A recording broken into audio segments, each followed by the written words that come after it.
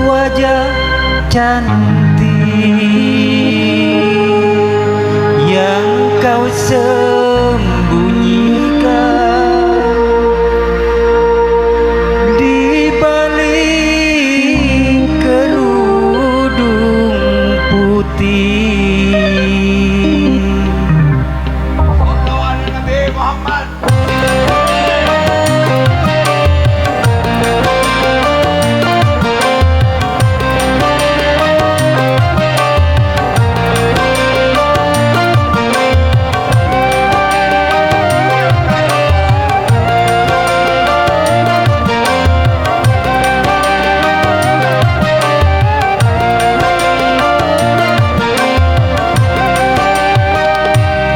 Kerudung wajahmu bersembunyi,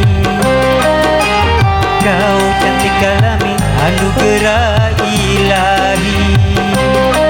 Tapi bukan karena itu aku cinta padamu, juga bukan karena itu aku sayang padamu. Kau hiasi diri dengan budi pekerti, kau hambakan diri ke hadirat ilahi. Itulah yang menyebabkan aku cinta padamu, itulah yang menyebabkan aku sayang padamu. Di balik kerudung wajahmu bersembunyi, kau cantik alami anugerah ilahi.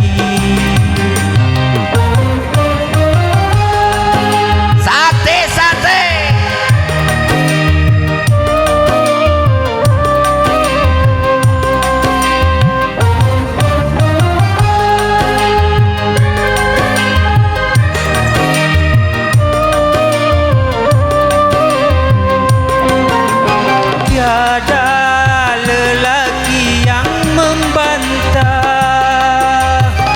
kecantikan wajahmu, kelembutan sikapmu, keindahan senyummu.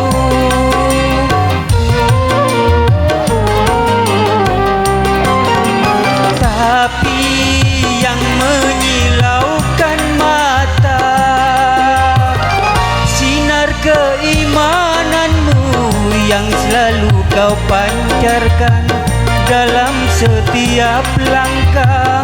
Gadis seperti kamu yang aku dambakan. Di balik kerudung wajahmu bersembunyi, kau cantik alami anugerah ilahi.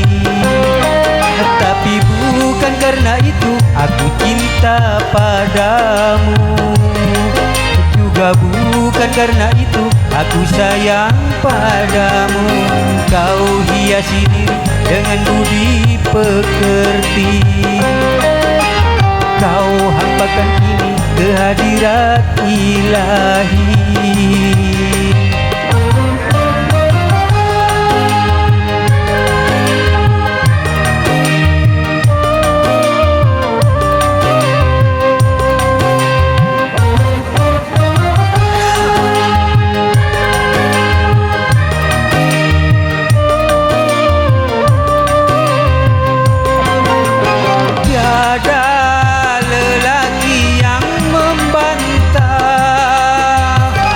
Kecantikan wajahmu, kelembutan sikapmu, keindahan senyummu.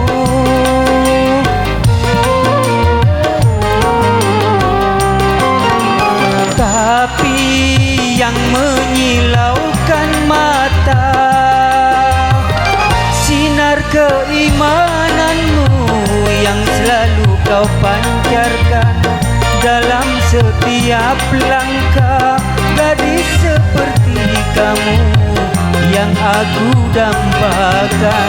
Di balik kerudung wajahmu bersembunyi, Kau cantik kalamin anugerah ilahi.